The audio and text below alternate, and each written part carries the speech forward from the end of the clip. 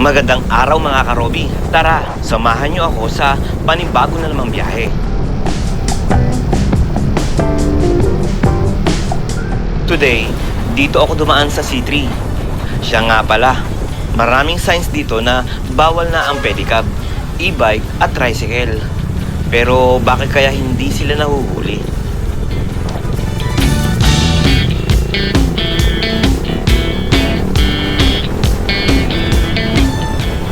Anyway, alam mong traffic kapag dito pa lang sa Bukana ay barado na.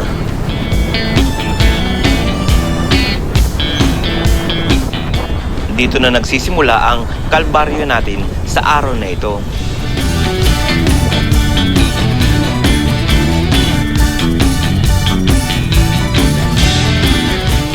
Fast forward lang natin and samahan nyo akong baybayin ang mahabang daang ito kasama ang ating mga kapwa riders na pare-parehong patas lumalaban. Pero bago tayo magpatuloy, matanong ko lang, kailan kaya susunod sa batas ang mga taong nagpapatupad ng mga batas?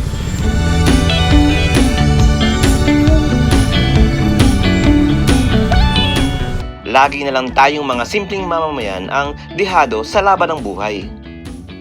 Napakasakit isipin na tayo ang nagsasakripisyo para sa kanila. Yung kakaunting karapatan nating mga simpleng mamamayan hindi pa natin maramdaman. Kultura ba talaga ang dahilan kung bakit hindi tayo pantay-pantay? O para lang sa taong mga nakaupo sa pwesto at may mga pera ang tanging may karapatan?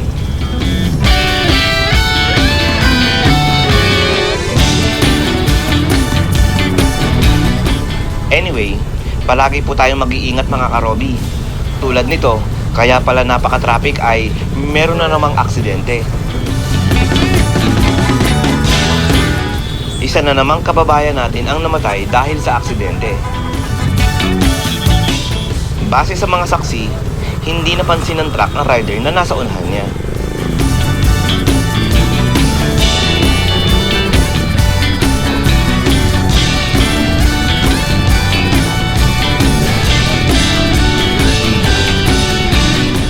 Hanggang sa susunod na biyahe mga karobi, paalam!